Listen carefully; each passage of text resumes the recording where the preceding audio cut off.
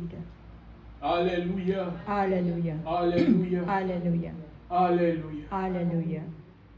Sumainyo ang aking pagpapala, pag-ibig, kababaan, na nagbubuhat sa kataas-taasang Diyos Ama, Anak, at Espiritu Santo.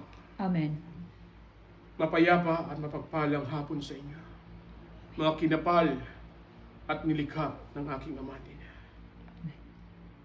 Sa aking pagparito sa oras na ito, nais ko kayong kausapin, mga anak, ng puso sa puso, ng kaluluwa sa kaluluwa, sapagkat hindi na biro, hindi na laro ang mga bagay na tinuturan ko sa inyo noong mga nagdaang panahon at araw. Lagi kong winiwika sa inyo, maging matalino kayo, subalit dapat kayong maging maamo na katulad ng isang tupa. Nais ko ring bigyang diin ang mga bagay-bagay na nagaganap sa inyong buhay bilang mga binasbasan ng aking Ama. Uunahin natin sa mga dapat na alituntunin gawain ng isang binasbasan. Hindi ba dapat kayo ang magpupunla ng kababaan at pag-ibig? At kayo dapat ang magbibigay ng magandang halimbawa sa inyong kapwa-tao. Kung kayo ay gumagawa ng kabanalan, nagsasabog ng debosyon, ng pamimintuho ninyo sa ating mga pinakamamahal na inang Birheng Maria, sa ating pinakamamahal na ina, dapat sana'y maging maamo, maging mahinahon ang inyong mga salita sa inyong kapwa. Ni hindi kayo magmumura, hindi kayo magtataas ng inyong mga salita. Hindi kayo nakikipag-away, hindi kayo nakikipagtunggali at tangisan ng mga inyong mga tali-talino bilang tao. Paano kayo makakahikayan kung walang pag-ibig, pag-uunawa sa inyong puso? Ito ang tanong ko sa inyo. Kung tunay kayong alagad ng Santisma Trinidad at tunay na tinatakan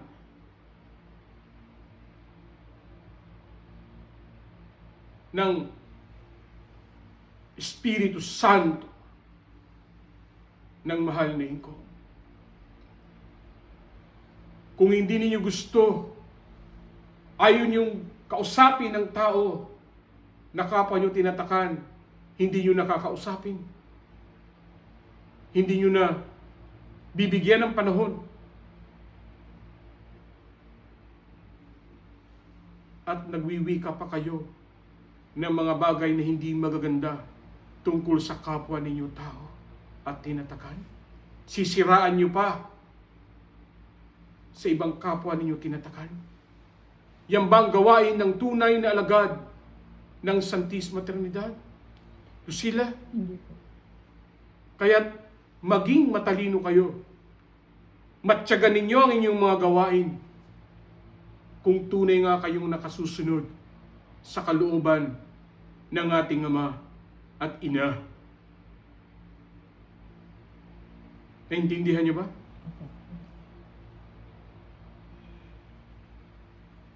Tandaan ninyo na mga tinuran ko ng mga nagdaang panahon, mga kalamidad ay darating. Tama ba ako? Opo. Ano pa?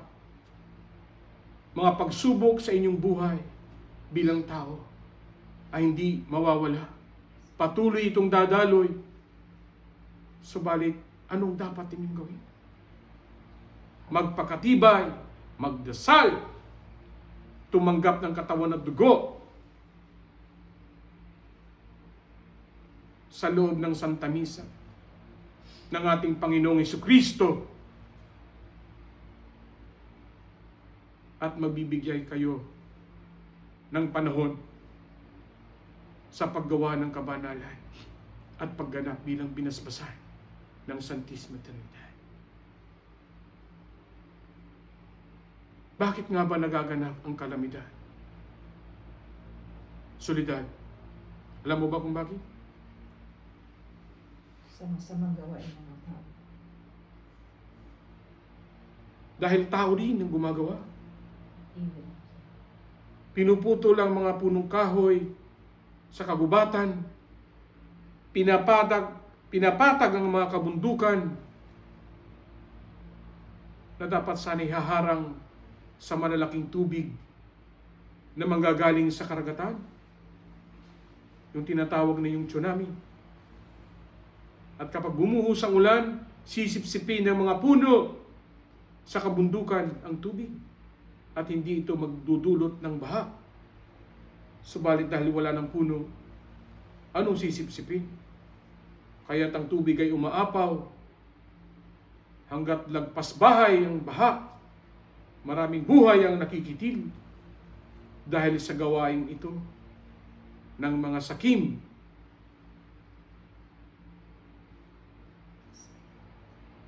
at masasamang tao sa lipunan. Kaya't mga anak, huwag ninyong sisisihin ng Diyos sa mga nagaganap na ito sa inyong buhay at sa inyong mundo, sapagkat tao rin ang gumagawa. Tao rin. Bakit ngayon sobrang init?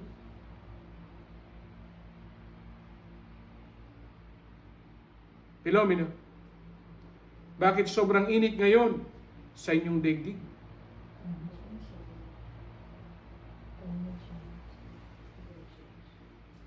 Isa yan. Subalit, anong pinakaugat na dahilan? Ang pananggalang sa inyong, sa ibabaw ng inyong alapaap na tinatawag ninyong ozone layer ay wasak na. Na dapat sana'y ito ang magiging pananggalang sa matinding init ng araw.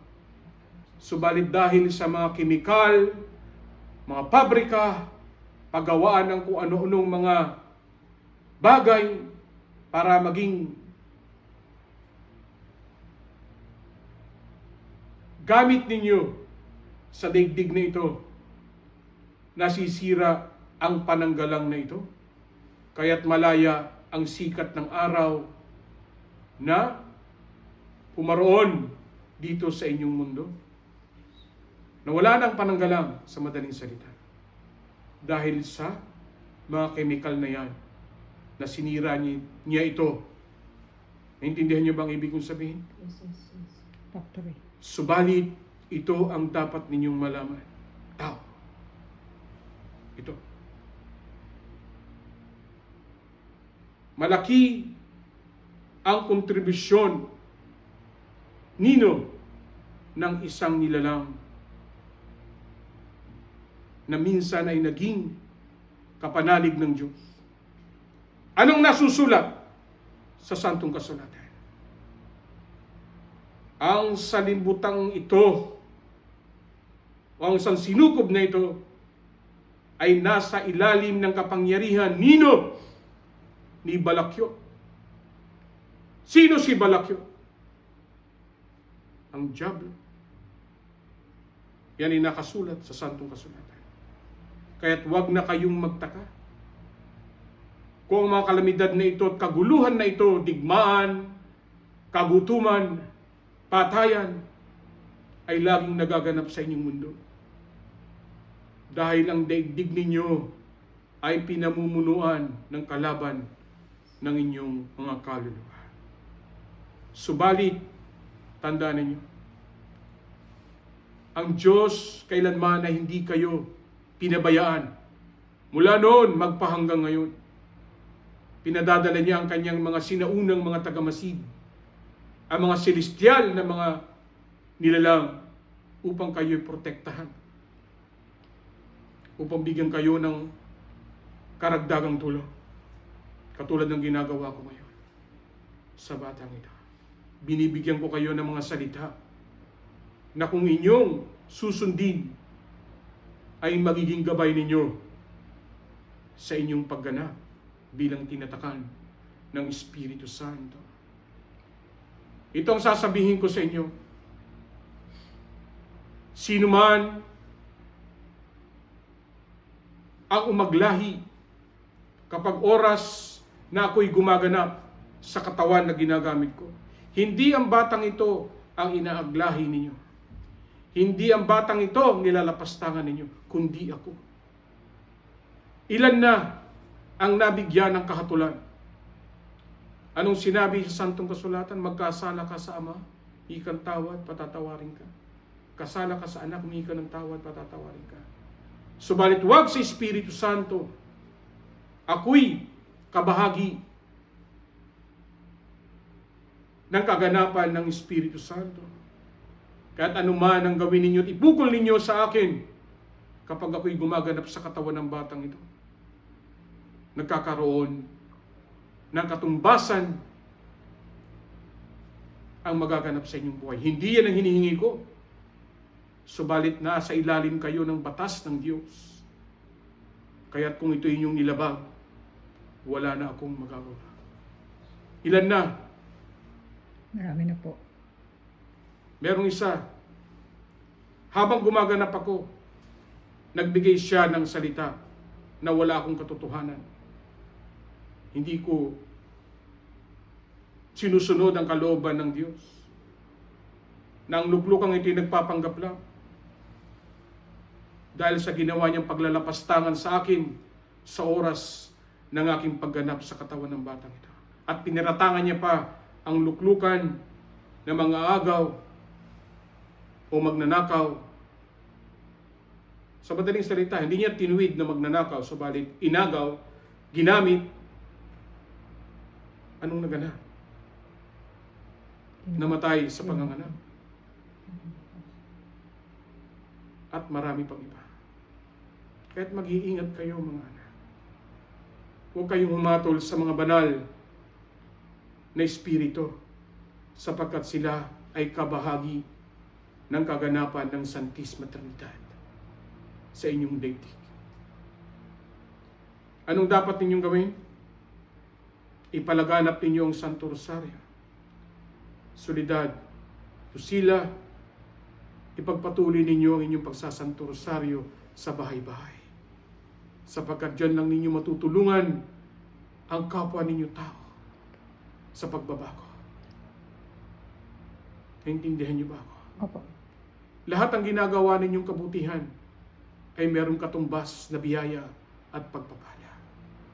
Huwag ninyong mahalin ang mundong ito. Sapagkat lahat ng kaligayahan na tinatamo ninyo sa mundong ito ay panandalian lang. Walang kahulilip, walang katumbas ang kaligayahan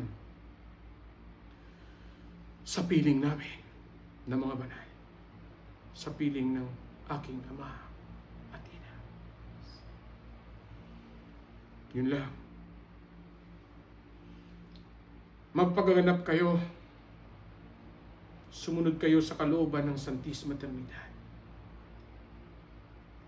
At hindi kayo mapapahamak sa daigdig na ito at susunod pang buhay ninyo. Ave Maria Purísima. Picado concebida. Ave Maria Purísima. Picado concebida. Ave Maria Purísima. Picado concebida. Sumainyo muli ang aking pagpapala. Ama, Anak, Espiritu Santo. Amen. Our Father, who art in heaven, hallowed be thy name. Thy kingdom come, thy will be done here on earth as it is in heaven.